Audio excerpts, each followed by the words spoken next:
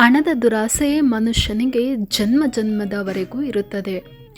ಕಲಿಯುಗದಲ್ಲಿ ಮನುಕುಲದ ಒಳಿತಿಗಾಗಿ ದೇವರಲ್ಲಿ ನಂಬಿಕೆ ಹಾಗೂ ಧ್ಯಾನದಿಂದ ಮಾತ್ರವೇ ಸಾಧ್ಯ ಎಂಬುದನ್ನು ಶ್ರೀಗಳು ಎಷ್ಟು ಸೊಗಸಾಗಿ ವಿವರಿಸಿದ್ದಾರೆ, ನೀವೇ ಒಮ್ಮೆ ಕೇಳಿ. ಹಾಗೆ ನಿಮ್ಮ ನೆಚ್ಚಿನ ಗುರುಗಳ ಹೆಸರನ್ನು ಕಮೆಂಟ್ ಮಾಡುವ ಮೂಲಕ ತಿಳಿಸಿ. ಒಬ್ಬ ಮಹಾತ್ಮರಿದ್ರು. ಮಹಾತ್ಮರು ದೊಡ್ಡದಾಗ ಆಶ್ರಮವಿತ್ತು. ಮಹಾತ್ಮರಿಗೆ ದೊಡ್ಡದಾಗ ಆಶ್ರಮವಿತ್ತು. ಆ ಆಶ್ರಮದಲ್ಲಿ ಅವರಿಗೆ ಸ್ವಲ್ಪ ಶಿಷ್ಯರು ಇದ್ದರು. ಅದು ತ್ಯಾಗ ಇರುವಂತಹ ಒಂದು ಆಶ್ರಮ. ಅಲ್ಲಿ ಶಿಷ್ಯರಿದ್ದರು. ಒಬ್ಬ ಶಿಷ್ಯನಿಗೆ ಆ ಒಂದು ಆಶ್ರಮಕ್ಕೆ ಎಲ್ಲರೂ ಶ್ರೀಮಂತರು ಬರೋರು, ರಾಜಕೀಯ ವ್ಯಕ್ತಿಗಳು, ದೊಡ್ಡ ದೊಡ್ಡ ಶ್ರೀಮಂತರು, ದೊಡ್ಡ ದೊಡ್ಡ ಕಾರ್ಯದಲ್ಲಿ ಬರೋರು ಎಲ್ಲ ಬಂದಿದ್ರು. ಅವ್ರನ್ನ ನೋಡ್ಬಿಟ್ಟು ಈ ಒಬ್ಬ ಶಿಷ್ಯನು ಮಾತ್ರ ಆಸೆ ಬಂದ್ಬಿಡ್ತಾನೆ, ಈ ಒಂದು ಪ್ರಪಂಚದಲ್ಲಿ ನಾನು ಶ್ರೀಮಂತನಾಗಬೇಕು ಅಂತ. ಸಾಧಕ ಅವನು, ನಿಜವಾಗಿ ಶ್ರೀಮಂತನಾಗಬೇಕೆಂಬ ಆಸೆ ಬಂದ್ಬಿಡ್ತದೆ. ಒಂದು ದಿವಸ ಬಹಳ ಬೇಸರ ಕೂತಿದ್ದ. ಶಿಷ್ಯರು ಪ್ರಿಯ ಶಿಷ್ಯ, ಗುರುಗಳಿಗೆ ಪ್ರಿಯ ಶಿಷ್ಯ. ಯಾಕಪ್ಪ ಬೇಜಾರಾಗಿದೆ ಅಂದಾಗ, ಗುರುಗಳೇ ನಮ್ಮ ಆಶ್ರಮಕ್ಕೆ ದೊಡ್ಡ ದೊಡ್ಡ ಶ್ರೀಮಂತರು ಬರ್ತಾರೆ, ಆ ರೀತಿ ಕಾರಲ್ಲಿ ಬರ್ತಾರೆ, ಈ ರೀತಿ ಕಾರಲ್ಲಿ ಬರ್ತಾರೆ, ಅದಕ್ಕೆ ನಾನು ಒಬ್ಬ ಶ್ರೀಮಂತನಾಗಬೇಕು ಎಂಬುದಾಗಿ ಹೇಳಿದೆ. ಆಗ ಗುರುಗಳು ಹೇಳಿದ್ರು, ನೋಡಪ್ಪ, ಮಾಯಾ ಪ್ರಪಂಚ ಆದ್ರಿಂದ ಇದು ಬೇಡ, ನಿಮ್ಮ ಮಾಯಾಗಿ ಎಷ್ಟೋ ಜನ್ಮ ಬರಬೇಕು, ಈ ಮಾಯಾಗಿ ಬರಬೇಡ ಕಣಪ್ಪ ಅಂತ ಎಷ್ಟೋ ತಿಳಿ ಹೇಳಿದ್ರು. ಆದ್ರೂ ಶಿಷ್ಯ ಒಪ್ಪಿಲ್ಲ. ಗುರುಗಳೇ ನಾನು ಶ್ರೀಮಂತ ಮಾಡಿ 8 ವರ್ಷ ಇದ್ದು ವಾಪಸ್ ಬಂದ್ಬಿಡ್ತೇನೆ ಮತ್ತೆ ಸಾಧನೆಗೆ. ಏನು ಗುರುಗಳಿಗೆ ಶಿಷ್ಯ ಪರಿಪರಿಯಾಗಿ ಕೇಳ್ಕೊಂಡ, ಆಯ್ತು ಸರಿ, ಹಾಗಿದ್ರೆ ವಿಶೇಷವಾಗಿ ನಿನಗೆ ನಾನು ದೊಡ್ಡ ಶ್ರೀಮಂತ ಮಾಡ್ತೇನೆ ಅಂತ ಹೇಳ್ಬಿಟ್ಟು ತನ್ನ ತಪಶಕ್ತಿಯಿಂದ ಶ್ರೀಮಂತರ ಮಾಡ. ಅವನು 2 ವರ್ಷ ಆಳು ಕಾಳುಗಳಿಗೇನು ಕೊರತೆ ಇಲ್ಲ, ಹಣ ಅಂತಸ್ತಿಗೇನು ಕೊರತೆ ಇಲ್ಲ. ಆದ್ರಿಂದ ಅವನು ಆ ಒಂದು ಭೋಗ ಲಾಲಸಲಿ ಕುತ್ಕೊಂಡ್ಬಿಟ್ಟ. 2 ವರ್ಷ ಆಯ್ತು, ಮರ್ತು ಬಿಟ್ಟ. ಗುರುಗಳು ಮತ್ತೆ ಹೇಗೆ ಹೋಗ್ಬೇಕಿತ್ತು, ಶಿಷ್ಯನ ಉದ್ಧಾರ ಮಾಡಿ ಬಂದಿಲ್ಲ, ಮಾಯ ಸಿಕ್ಕಾಕೊಂತ ಹೇಳಿ ಮತ್ತೆ ಗುರುಗಳು ಹೋದ್ರು. ಮಹಾತ್ಮರು ಶಿಷ್ಯನಿಂದ ಕೇಳಿದ್ರು, ಬಾರಪ್ಪ, 2 ವರ್ಷ ಆಯ್ತು ನೀನು ಹೇಳ್ದಾಗ ನೀನು ಶ್ರೀಮಂತರು ಮಾಡಿದ್ದಾನೆ, 2 ವರ್ಷ ಆಯ್ತು, ಬಂದ್ಬಿಡು, ಮತ್ತಂತೆ ಬಂದ್ಬಿಡು, ಈ ಮಾಯಾ ಪ್ರಪಂಚ ಇದಕ್ಕೆ ನೀನು ಉಳಿದ್ಬೇಡ ಅಂತ. ಆಗ ಶಿಷ್ಯ ಹೇಳಿದ, ಗುರುಗಳೇ ಇಷ್ಟೆಲ್ಲ ದುಡ್ಡು ಕೊಟ್ಟಿದ್ದೀರಾ, ಏನು ಹಿಂಗೆ ಮಾಡ್ತೀರಾ, ತಪ್ಪು ಮಾಡಬೇಡಿ, ಗಟ್ಟಿ ಪಾದ ಇಟ್ಕೊಂಡ್ಬಿಟ್ಟ ಗುರುಗಳು. ಒಳ್ಳೆ ಕೇಳ್ಬಿಟ್ಟ. ಗುರುಗಳು ಮತ್ತೆ ವ್ಯಾಮೋಹ ಬಂದು, ಏನಾಗಿ ಶಿಷ್ಯ ಪಾಪ ಕೇಳ್ತೀನಿ, ಏನಪ್ಪ ಇಷ್ಟೆಲ್ಲ ದುಡ್ಡು ಕೊಟ್ಟಿದ್ಯಾ, ನಾನು ಹೊರದು ಹೆಂಗೆ ಒಂದು ಸುಂದರವಾದ ಹುಡುಗಿ ಕೊಟ್ಟು ಮದುವೆ ಮಾಡುವಂತ. ಬೇಡ ಕಣೋ, ಮಾಯೆ ಬೀಳ್ತಿದ್ಯಾ ಮಾಯೆ ಅಂದ್ರೆ ಗುರುಗಳು. ಕೇಳಲಿಲ್ಲ ಅವನು, ಹಠ ಹೇಳಿದ. ಆಯ್ತು ಮದುವೆ ಮಾಡ್ತಾನೆ, ಎಷ್ಟು ವರ್ಷ ಬಿಟ್ಟು ಬರ್ತೀಯ, 2 ಮಕ್ಕಳು ಹಾಕಿ ಗ್ಯಾರಂಟಿ ಬರ್ತೀಯ. ಆ ಗುರುಗಳು ತನ್ನ ಸುಂದರಿಯನ್ನು ಮಾಡಿಬಿಟ್ರು, ಸುಂದರಿಯನ್ನು ಕೊಟ್ಟರು. ಅವನಿಗೆ ಮದುವೆ ಮಾಡಿ ಸುಂದರಿಯನ್ನು ಕೊಟ್ಟರು.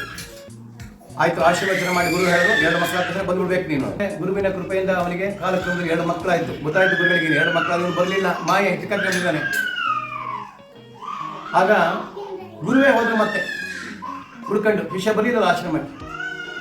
ಅವಾಗ ಎದ್ದಂದ ಗುರುಗಳು ಬಂದು ಎದ್ದಂದ ಪಾದ ಪೂಜೆ ಮಾಡೋದು ಎಲ್ಲ ಮಾಡ್ದ. ಹೊರಡು ಸಾಕು, ಮಾಯೆ ಸಿಕ್ಕಾಕೊಂಡಿದ್ಯಾ, ಈ ಮಾಯೆಯಲ್ಲಿ ಬರಬೇಡ, ದಯವಿಟ್ಟು ಬೇಡಪ್ಪ, ನೀನು ಮಾಯಾ ಪ್ರಪಂಚ ಸಿಕ್ಕಾಕೊಂಡಿದ್ಯಾ, ಎಷ್ಟು ಜನ್ಮ ಬರಬೇಕು, ಬೇಡ ಬಂದ್ಬಿಡು, ಸುಮ್ಮನೆ ಬಾಯಿ ಮುಚ್ಕೊಂಡು ಬಾ, ಉದ್ಧಾರ ಮಾಡ್ತೇನೆ ಅಂತಂದ್ರೆ ಗುರುಗಳು. ಇವನು ಕೇಳಿದ, ಗುರುಗಳು ಪಾದ ಹೇಳ್ಕೊಂಡ, ಗುರುಗಳೇ ಇಷ್ಟು ದುಡ್ಡು ಕೊಟ್ಟಿದ್ಯಾ, ಇಷ್ಟು ಸುಂದರಿ ಕೊಟ್ಟಿದ್ಯಾ, 2 ಮಕ್ಕಳನ್ನ ಕೊಟ್ಟಿದ್ಯಾ, ಮಕ್ಕಳುಗಳು ಇಷ್ಟು ಸಣ್ಣಕ್ಕಿದ್ದಾರೆ, ಎಲ್ಲ ಕಡೆಗೆ ಆಸ್ತಿ ಪಾಸ್ತಿ ಕದ್ಕೊಂಡು ಹೋಗ್ಬಿಟ್ರೆ ಯಾರಾದ್ರು, ಅದಕ್ಕೋಸ್ಕರ ಗುರುಗಳೇ ಇವ್ರು ದೊಡ್ಡ ಆದ್ಮೇಲೆ, ಇವ್ರು ಮದುವೆ ಮಾಡಿದ್ಮೇಲೆ ಬರ್ತೀನಿ ಅಂತ. ಏನಪ್ಪ ನೀವು ಮಾಯೆ ಸಿಕ್ಕಾಕೊಂಡ್ರೆ ಗುರುಗಳೇ ಬೇಜಾರಾಯ್ತು. ಆಯ್ತಪ್ಪ, ಕ್ಷಮಿಸ್ತಾರೆ, ಅಷ್ಟು ಕ್ಷಮೆ ಗುರು. ಆಯ್ತು ಹೇಳಿ ಹೋದ್ರು. ಮದುವೆ ಆದ್ಮೇಲೆ ಅವ್ರು ಬರ್ತೀಯಾ, ಬರ್ತೀನಿ. ಮಕ್ಕಳಿಗೆ ಮದುವೆ ಆಯ್ತು. ಇದು ಗುರುವಿಗೆ ಗೊತ್ತಾಯ್ತು ಮಹಾತ್ಮರಿಗೆ. ಮತ್ತೆ ತಿರುಗಿ ವಾಪಸ್ ಬಂದು, ಇವ್ರು ಬಂದಿರಲಿಲ್ವಲ್ಲ, ವಾಪಸ್ ಬಂದದ್ದು ಮಕ್ಕಳಿಗೆಲ್ಲ ಕಾಲ. ಮಕ್ಕಳು ಒಳಬಂದ್ರು, ನನ್ನ ಅಪ್ಪನ ಗುರುಗಳು ಅಂತ ಹೇಳ್ಬಿಟ್ಟು ಪಾದ ಪೂಜೆ ಮಾಡಿ ತೀರ್ಥ ಪ್ರಸಾದ ತಗೊಂಡು, ಏನಪ್ಪ ನಿಮ್ಮ ಅಪ್ಪ ಸತ್ತೋದ್ರು ಸ್ವಾಮಿ ಅಂದ್ರೆ ಗುರುವಿನ ಶಿಷ್ಯ ಸತ್ತೋಗ್ಬಿಟ್ಟಿದ್ದಾನೆ. ಗುರುಗಳು ಹಿಂಗೆ ನೋಡ್ತಾರೆ, ಇಲ್ಲೇ ಇರಬೇಕಲ್ಲ, ಅಟ್ಯಾಚ್ಮೆಂಟ್ ಇದೆಯಲ್ಲ, ದುಡ್ಡಿನ ಅಟ್ಯಾಚ್ಮೆಂಟ್, ಅವ್ರು ಕೊಟ್ಟಿದ್ದಾರೆ ದುಡ್ಡು, ಅಟ್ಯಾಚ್ಮೆಂಟ್ ಇದೆ, ಹಿಂಗೆ ಇರಬೇಕಲ್ಲ ಅಂತ ಹೇಳಿ ಅಷ್ಟೊಂದು 5 ನಿಮಿಷದಲ್ಲೇ ಒಂದು ರಾಟ್ ವೀಲರ್ ಬಂದ್ಬಿಡ್ತು. ಆ ಗುರುಗಳನ್ನ ನೋಡ್ತಾ ನೆಕ್ಕಿಡ್ಬಿಡ್ತು, ಅಂತ ಎಲ್ಲ ನೆಕ್ತಾ ಇದೆ, ಮುಖದಲ್ಲಿ ಬಲ್ಲ ಹಳ್ಳಿ ಹೊಡ್ಸ್ಕೊತ. ಇವರು ಮಕ್ಕಳಿಗೆ ಆಶ್ಚರ್ಯ, ಇದು ಎಲ್ಲರಿಗೂ ಕಚ್ಚಾ ನಾಯಿ ಇದು, ಅದು ಗುರುಗಳಿಗೆ ಮಾತ್ರ ನೆಕ್ತಾ ಇದೆ, ಹೆಂಗಿದೆ ಚಮತ್ಕಾರ, ಏನು ಗುರುಗಳಿದೆ ಚಮತ್ಕಾರ, ನಿಮ್ಗೆ ಕಚ್ಚ ನೆಕ್ತಾ ಇದ್ದಾರೆ, ಇದು ನಮ್ಗೆ ಆಶ್ಚರ್ಯ ಅಂತ. ಗುರುಗಳಿಗೆ ಗೊತ್ತದೆ ಯಾರು ಶಿಷ್ಯನಾಗಿ ಬಂದಿದ್ದಾನೆ. ಮಾಯಾ ಪ್ರಪಂಚ ಹಣದ ಮೇಲೆ ಲಾಲಸೆಯಲ್ಲಿ ಶಿಷ್ಯನಾಗಿ ಬಂದಿದ್ದಾನೆ, ಯಾವುದೋ ನಾಯಿಯಾಗಿ ಬಂದ. ಅವರೆಲ್ಲ ಗುರುಗಳಿಗೆಲ್ಲ ಪಾದ ಪೂಜೆ ಮಾಡಿದ ನಂತರ ಪ್ರಸಾದ ತೆಗಬೇಕು, ಒಳಗೆ ಹೋದ್ರು. ಅವಾಗ ಅದಕ್ಕೆ ಜ್ಞಾನವನ್ನು ಕೊಟ್ಟರು ಗುರುಗಳು. ಏನಂತ, ಮನುಷ್ಯನಾಗಿದ್ದೀನಿ, ನಾಯಿ ಅದಿರು ಬಾರು, ಈಗಲೂ ಬಾಲ ಮುಖ್ಯ ಬಾ, ನನ್ನಿಂದ ಉದ್ಧಾರ ಮಾಡ್ತೇನೆ ಅಂತ ಗುರುಗಳು ಹೇಳಿದ್ರು. ಆಗ ನಾಯಿ ಹೇಳ್ತದೆ, ಗುರುಗಳೇ ನಿಮ್ಗೆ ಬುದ್ಧಿ ಇದೆಯಾ, ಈ ಹುಡುಗರು ನನ್ನ ಮಕ್ಕಳು ಹೊರಗಡೆ ಹೋಗಿರ್ತಾರೆ, ನೀವು ಕೊಟ್ಟು ದುಡ್ಡನ್ನೆಲ್ಲ ಕಳ್ಕೊಂಡೋಗ್ಬಿಟ್ರೆ ಅದಕ್ಕೆ ಕಾಯ್ತಾ ಇದ್ದೇನೆ. ಅಲ್ಲ ನೋಡಿ, ಇಷ್ಟು ಮಾಯ ಮನುಷ್ಯನಾಗಿ ನಾಯಿ ಆದ್ರೂ ಬರಲ್ಲ ಅಂತಂದು ಹೇಳ್ಬಿಟ್ಟು ಗುರುಗಳು ಮತ್ತೆ ಹೋದ್ರು. ವಿಶೇಷವಾಗಿ ವಾಪಸ್ ಹೋದ್ರು. ಇನ್ನೊಂದು 10-20 ವರ್ಷ ಆಯ್ತು, 30 ವರ್ಷ ಆಯ್ತು, ಮತ್ತೆ ಗುರುಗಳು ವಾಪಸ್ ಬಂದ್ರು. ಏನೇ ಆಗಲಿ ಶಿಷ್ಯನ ಉದ್ಧಾರ ಮಾಡಿ, ಇಲ್ಲೋದಪ್ಪ ಶಿಷ್ಯ ಅಂತೇಳಿ ಮತ್ತೆ ಬಂದ್ರು. ಅವ ಮೊಮ್ಮಕ್ಕಳುಗಳ ಕಾಲ, ಶಿಷ್ಯನ ಮೊಮ್ಮಕ್ಕಳುಗಳ ಕಾಲ. ಮೊಮ್ಮಕ್ಕಳು ಬಂದ್ರು, ನಮ್ಮ ತಾತನ ಗುರುಗಳು ಒಂದು ಪಾದ ಪೂಜೆ ಎಲ್ಲ ಮಾಡಿದ್ರು. ಪಾದ ಪೂಜೆ ಎಲ್ಲ ಮಾಡಿದ ತಕ್ಷಣ ಎಲ್ಲ ಪ್ರಸಾದ ತರಕ್ಕೆ ಮತ್ತೆ ಒಳಗೆ ಹೋದ್ರು. ಕಡೆ ಹಿಂಗೆ ನೋಡಿದ್ರು ಗುರುಗಳು, ಬರಲೇಬೇಕಲ್ಲ, ಅಟ್ಯಾಚ್ಮೆಂಟ್ ಇದೆ ಅವನಿಗೆ, ಅಲ್ಲಿ ಬಂದಿಲ್ಲ, ಇಲ್ಲ ಅಟ್ಯಾಚ್ಮೆಂಟ್ ಇರಬೇಕು, ಇಲ್ಲೇ ಇರಬೇಕು, ಈಗ ಮನೇಲೇ ಇರಬೇಕು ಇವನು ಅಂದಾಗ ಶಿಷ್ಯರು ಹೇಳಿದ್ರು. ಶಿಷ್ಯರು ಅವರ ಮೊಮ್ಮಕ್ಕಳು ಬಂದರು. ಅವಳು ಮಾತಾಡುವಾಗ ಎಲ್ಲೂ ಕಾಣಲಿಲ್ಲ. ಅವ್ರು ಯೋಚನೆ ಮಾಡಿದ ಗುರುಗಳು ಇಲ್ಲೇ ಇರಬೇಕಾಗ್ಬಿಟ್ಟು, ನಿಮ್ಮ ತಾತ ಎಲ್ಲಿ ದುಡ್ಡು ಇಡ್ತಿದ್ರಪ್ಪ? ಗುರುಗಳೇ ಅಲ್ಲಿ 4 ಬೀರ್ ಇಟ್ಟಿದ್ದಾರೆ ಆ ರೂಮಲ್ಲಿ, ಅಲ್ಲಿ ಇಟ್ಟಿದ್ದಾರೆ ಗುರುಗಳೇ. ತೆಗಿ ಬಾಗಿಲು. ಅಯ್ಯೋ ಗುರುಗಳೇ ನಾನು ಬರಲ್ಲ ಅಲ್ಲಿ. ಯಾಕೆ? ಆ ರೂಮ್ ಒಳಗೆ ಒಂದು ಘಟಸರ್ಪ ಸೇರ್ಕೊಂಡ್ಬಿಟ್ಟಿದೆ, ಅದು ನಾವು ಭಾಗತೆಯನ್ನು ಬುಸ್ತಂತೆ ಗುರುಗಳೇ, ಅದು ಸಿಗೋದಿಲ್ಲ, ಅದು ಕಂಡೆ ಭಯ, ನಾನು ಹೋಗ್ತೀನಿ ಆ ರೂಮಿಗೆ. ಗೊತ್ತಾಯ್ತು ಅವರಿಗೆ, ಶಿಷ್ಯ ಅಲ್ಲಿ ಸೇರ್ಕೊಂಡಾನೆ. ಪರವಾಗಿಲ್ಲ ನಾನು ನೋಡ್ತೀನಿ, ಬಾಗಿಲು ತೆಗೆದುಬಿಟ್ಟ ತಕ್ಷಣ ಅವ್ರು ಬಾಗಿಲ ಕಡೆ ಹೆಲ್ಕೊಂಡು ಓಡ್ಬಿಟ್ರು. ಗುರುಗಳಿಗೆ ಗೊತ್ತು ಒಂದು ಶಿಷ್ಯ ಬಂದರು, ಹಿಂಗೆ ಬಂದು ನೋಡಿದ್ರು ಬೀರ್ ಕೆಳಗಿತ್ತು, ಏನು ಘಟಸರ್ಪ. ಬರೀ ಅದಕ್ಕೆ ಜ್ಞಾನವನ್ನು ಕೊಟ್ಟು ಮತ್ತು ಮನುಷ್ಯ ಜ್ಞಾನವನ್ನು ಗುರುಗಳು ಬಾಲೆಗೆ ಎಳ್ಕೊಂಡು ಬಂದರು. ಜ್ಞಾನ ಕೊಟ್ಟ ಹೇಳಿ, ನೋಡೋ ಮನುಷ್ಯನಾಗಿದ್ದೆ, ನಾಯಿ ಆದೆ, ಈಗ ಹಾವಾಗಿದೆಯಾ, ಎಷ್ಟು ಜನ್ಮ ಬರಬೇಕು ಅಂತಿದೆಯಾ? ಗುರುಗಳೇ ನಿಮ್ಗೆ ಗೊತ್ತಾಗಲ್ಲ, ನೀವು ದುಡ್ಡು ಕೊಟ್ಟ ದುಡ್ಡನ್ನ 5 ನಿಮಿಷಕ್ಕೆ ಗೊತ್ತಾಗಲ್ಲ, ದುಡ್ಡಿಗೆ ಬರ್ತಾರೆ, ಅದಕ್ಕೆ ಬುಸ್ ಅಂತಿದ್ದಾನೆ, ಹೆರ್ಕೊಂಡು ಹೊಡಬಿಡ್ತಾರೆ. ಅವತ್ತು ತಿಳ್ಕೊಂಡ್ರು ಫುಲ್ ಮಾಯ ಬೀಳ್ಕೊಂಡ್ಬಿಟ್ಟಿದೆ ಅಂತ ಹೇಳ್ಬಿಟ್ಟು ಗುರುಗಳು ತನ್ನ ಆ ಶಿಷ್ಯನ ಮೊಮ್ಮಕ್ಕಳನ್ನ ಕರೀತಾರೆ. ಮೊಮ್ಮಕ್ಕಳನ್ನ ಕರೆದುಬಿಟ್ಟು ಹೇಳ್ತಾರೆ, ಈ ಹಾವನ್ನು ಅರ್ಜೀವ ಮಾಡಿ ಕೊಡುವನು. 4 ಬಡಿದ್ಬಿಟ್ಟು ಅರ್ಧ ಜೀವ ಮಾಡಿ ಕೊಟ್ಟಾಗ ಗುರುಗಳು ಹೆಗಲ ಮೇಲೆ ಹಾಕೊಂಡು ಹೋಗ್ತಾರೆ ಅದನ್ನು ಉದ್ಧಾರ ಮಾಡೋಕ್ಕೆ. ಅಂದರೆ ಮೋಕ್ಷ ಮೂಲಂ ಗುರುಕೃಪಾ, ಜೀವನದಲ್ಲಿ ಪುನರಪಿ ಜನನಂ ಪುನರಪಿ ಮರಣಂ ದಾಟಿಸೋದು ಗುರುವೇ. ಜೀವನದಲ್ಲಿ ನಾವು ಏನೇ ಮಾಡಲ್ಪಟ್ಟರೂ ಕೂಡ ಸರ್ವದಾ ಕಾಯುವನು ಗುರು ಒಬ್ಬನೇ. ಅದಕ್ಕೋಸ್ಕರ ದೇವರುಗಳು, ನೀವು ವೆಂಕಟೇಶ್ವರ ದರ್ಶನ ತಗೊಳ್ಳಿ, ತಿರುಪತಿ ವೆಂಕಟೇಶ್ವರ ದರ್ಶನ ತಗೊಳ್ಳಿ, ಧರ್ಮಸ್ಥಳಾಧೀಶ್ವರ ದರ್ಶನ ಆಗಲಿ, ದರ್ಶನಂ ಪಾಪನಾಶನಂ, ಅವರು ವಿದಿತವನ್ನು ಬದಲು ಮಾಡಲ್ಲ. ಬದಲು ಮಾಡೋದಂದರೆ ಗುರುವೇ. ಗುರು ಮಾತ್ರ ತನ್ನ ಹಣೆ ಬರವನ್ನು, ಒಬ್ಬ ಶರಣಾಗತಿ ಇರುವಂಥ ಹಣೆ ಬರವನ್ನು ಬದಲಿಸ್ತಾನೆ. ಹಾಗಾದ್ರೆ ದೇವರು ಮಾಡಿಲ್ಲ ಅಂತೇನಿಲ್ಲ, ದೇವರು ಮಾಡಿದ್ರೆ ಆ ಮಟ್ಟದ ಭಕ್ತಿ ಇರಬೇಕು, ಕನಕದಾಸ ಭಕ್ತಿ ಇರಬೇಕು, ಹಾಗಿದ್ದ ಮಾತ್ರ ಬದಲಾವಣೆ ಆಗ್ತದೆ. ಅದನ್ನೇ ಹರ ಮುನಿದರು ಹರಿ ಕಾಯುವನು, ಹರಿ ಮುನಿದರು ಹರ ಕಾಯುವನು, ಇವರಿಬ್ಬರು ಮುನಿದರು ಗುರು ಕಾಯುವನು. ಗುರು ಮುನಿದರೆ ಯಾರೂ ಕಾಯುವುದಿಲ್ಲ, ಅದರಿಂದ ಗುರುವೇ ಶ್ರೇಷ್ಠ. ಅದಕ್ಕೆ ಹೇಳ್ತಾ ಇದ್ದಾರೆ, ಗುರುವಿನ ಒಂದು ಕೃಪೆಯಿಂದ ನಾವೆಲ್ಲರೂ ಕೂಡ ಸುರಕ್ಷಿತರಾಗ್ತೇವೆ. ಅದಕ್ಕೆ ನಾವು ಹೇಳೋದಂದ್ರೆ ಗುರುವನ್ನು ಗಟ್ಟಿಯಾಗಿ ಹಿಡ್ಕೊಳ್ಬೇಕು. ತನ್ನ ಪುಣ್ಯವನ್ನು ಕೊಟ್ಟು ಪಾಪ ತಗೊಳ್ಳೋದು ನಮ್ಮದು, ಅವನು ನಿಜವಾದ ಗುರು. ಅದಕ್ಕೆ ಹೇಳ್ತಾರೆ, ನಿಜ ಪುಣ್ಯ ಪ್ರಧಾನಾನ್ಯ ಪಾಪಾದಾನ ಚಿಕಿತ್ಸವೇ ನಮಃ. ತನ್ನ ಪುಣ್ಯವನ್ನು ಕೊಟ್ಟು ಪಾಪ ತಗೊಳ್ಳೋದು ನಮಸ್ಕಾರ ಅಂತಿದೆ. ಈ ಜಗತ್ತನ್ನು ಕಂಟ್ರೋಲ್ ಮಾಡುವಂಥ ಚೈತನ್ಯವರು ನೋಡಿ, ಕೃಷ್ಣ ಸುಧಾಮನ ಪಾದ ಪೂಜೆ ಮಾಡಿ ತೀರ್ಥವನ್ನು ಪ್ರೋಕ್ಷಣೆ ಮಾಡಿಕೊಂಡ. ಹೇಗೆಂದರೆ ಮೌಭಕ್ತಾಹ ಮಾ ಪ್ರಾಣ. ಹಾಗೆ ಯಾರು ತನ್ನ ಸೇವಕನನ್ನ ನಾಯಕನಾಗಿ ಮಾಡ್ತಾನೋ ಅವನು ಮಾತ್ರ ಶ್ರೇಷ್ಠವಾದ ಅವನು ಭಗವಂತ ಮಾತ್ರ, ಇನ್ಯಾರು ಮಾಡೋಕ್ಕಾಗಲ್ಲ.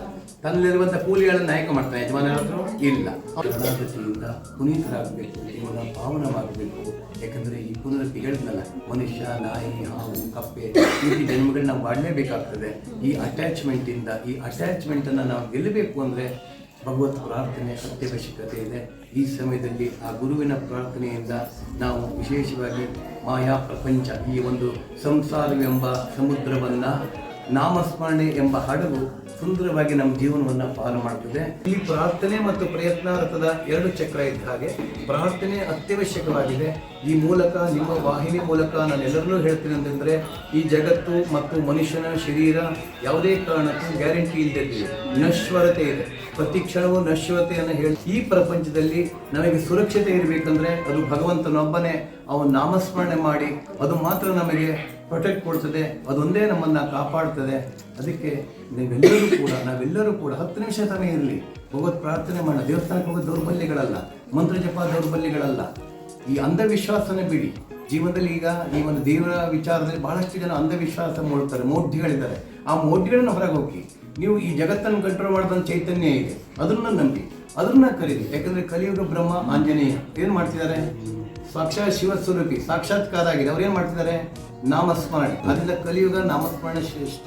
ಅದರಿಂದ ಎಲ್ಲರೂ ಕೂಡ ನಿಮ್ಮ ವಾಹಿನಿ ಮೂಲಕ ಸಮಸ್ತ ಭಕ್ತ ಮಹಾಶಯಲ್ಲಿ ಹೇಳೋದೇನೆಂದರೆ, ಈ ಜೀವನ ತುಂಬ ಕಮ್ಮಿ ಇದೆ, ನಾವು ಹೇಳ್ದಂಗಲ್ಲ, ಅವನ ಲೆಕ್ಕಾಚಾರ ಮುಗೀತು ನಂಬುದಂಗೆ. ಅದಕ್ಕಿಂತ ಆ ನಮ್ಮ ಎಕ್ಸ್ಪೈರಿ ಡೇಟ್ನ ಪೋಸ್ಟ್ಪೋನ್ ಮಾಡದೆ ಮಂತ್ರ ಜಪ ನಮ್ಮ ಜೀವನದಲ್ಲಿ ನಾವು ಸಂತೋಷವಾಗಿ ಶಾಂತತೆಯಿಂದ ಇರಬೇಕು ಅಂದರೆ ವಿಶೇಷವಾಗಿ ಮಂತ್ರ ಜಪ ನಮಗೆ ಸುರಕ್ಷಿತವಾಗ್ತದೆ, ನಮ್ಮನ್ನು, ನಮ್ಮ ಕುಟುಂಬವನ್ನು ಸುರಕ್ಷಿತ ಮಾಡ್ತದೆ. ಆದ್ದರಿಂದ ಎಲ್ಲರೂ ಕೂಡ ಗುರುವಂತಲ್ಲ, ದೇವಸ್ಥಾನಗಳಿಗೆ ಪ್ರಾರ್ಥನೆ ಮಾಡುವುದು ಮಾಡ್ತಾ ಇದ್ದ ಪಕ್ಷದಲ್ಲಿ ನಮ್ಮ ಜೀವನ ಸುರಕ್ಷತೆಯಾಗ್ತದೆ, ಆನಂದಮಯವಾಗ್ತದೆ. ಮತ್ತು ಆ ಭಗವತ್ ಕೃಪೆಯಲ್ಲಿ ನಾವು ಲೀನರಾಗಿ ಇಹಲೋಕ ಮತ್ತು ಪರಲೋಕನ ಹೊಂದ್ಕೊಂಡಿದ್ದಾಗ್ತದೆ ಎಂಬುದರಲ್ಲಿ ಸಂದೇಹವೇ ಇಲ್ಲ. ಅದರಿಂದ ಸಮಸ್ತ ನಿಮ್ಮ ವಾಹಿನಿಯ ವೀಕ್ಷಕರಿಗೂ ಈ ಮೂಲಕ ಹೇಳೋದ್ರೆಂದರೆ, ಗುರುವಿಗೆ ಶರಣಾಗಿ ಪ್ರಾರ್ಥನೆ ಮಾಡಿ, ಆ ನಿಮ್ಮ ಪ್ರಾರ್ಥನೆ ಖಂಡಿತವೇ ಕೂಡ ನಮ್ಮ ಹಣೆಬರವನ್ನು ಬದಲಿಸ್ತದೆ ಮತ್ತು ನಮ್ಮನ್ನು ಸುರಕ್ಷತೆ ಇರ್ತದೆ.